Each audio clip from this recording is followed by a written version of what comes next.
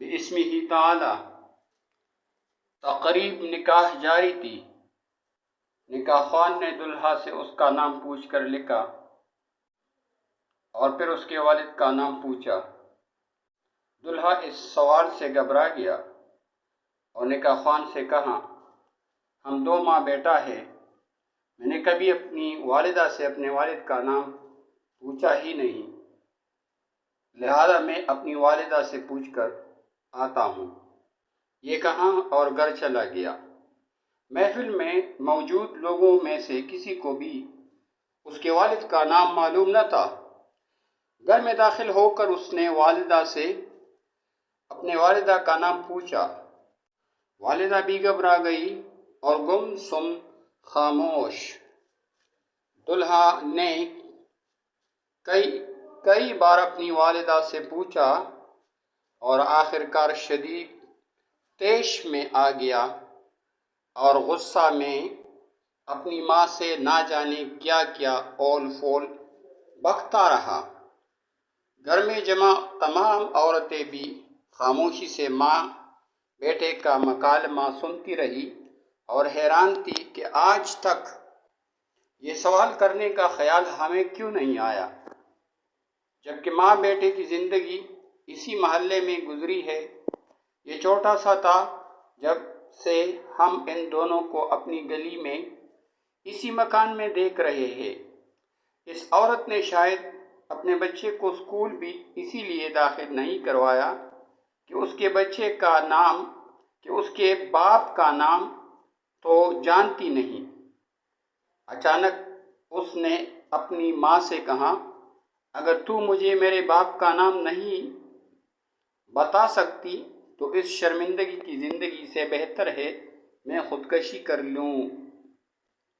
جیسے ہی ماں نے بیٹے کے یہ الفاظ سنے تو تڑپ اٹھی اور بھاگ کر اسے روکا اور کہا، میری بات سن لو، پھر جو جی میں آئے کر لینا۔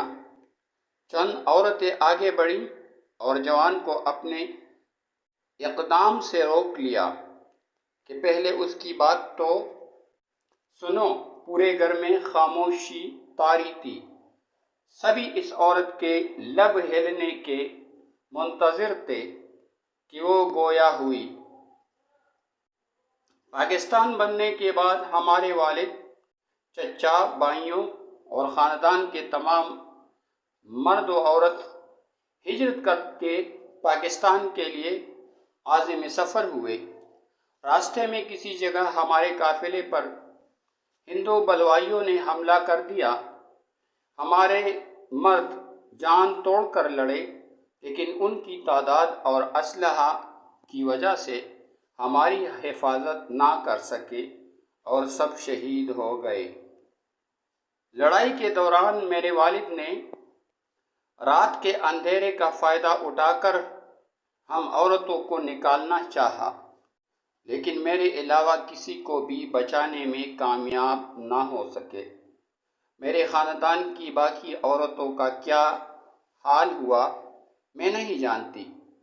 مردوں اور عورتوں میں سے کوئی زندہ بچا بھی یا نہیں، مجھے کچھ پتہ نہیں۔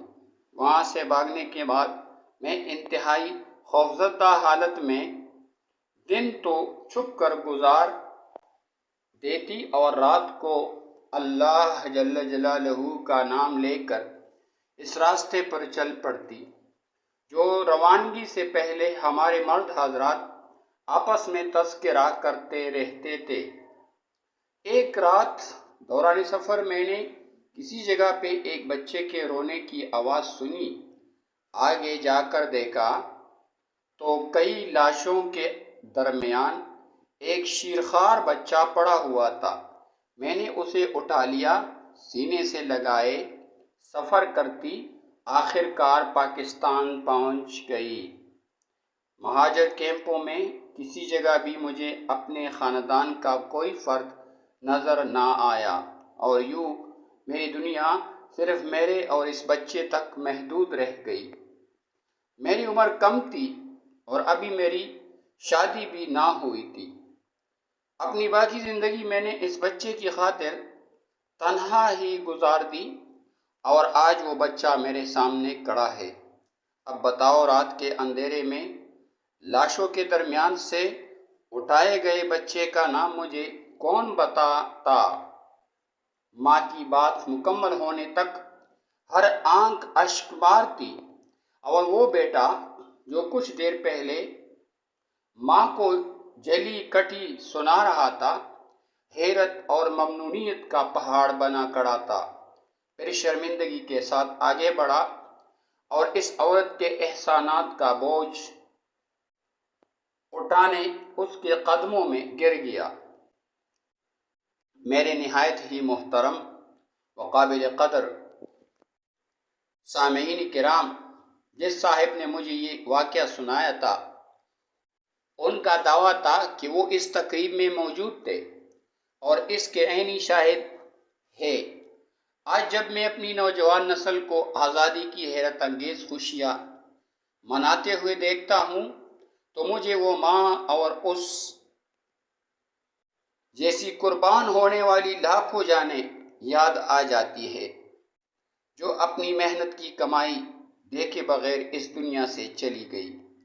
اللہ تبارک تعالی ہمارے تحریک پاکستان میں قربان ہونے والی ان لاکھوں قربانیوں اور ان کے ثمر پاکستان کی قدر کرنے کی توفیق عطا فرمائے، اور اللہ تعالیٰ سیاستدان اور بیوروکریٹ کو ہدایت دے، پاکستان کو صحیح ٹریک پر چلائے۔ آمین ثم آمین یا رب العالمین۔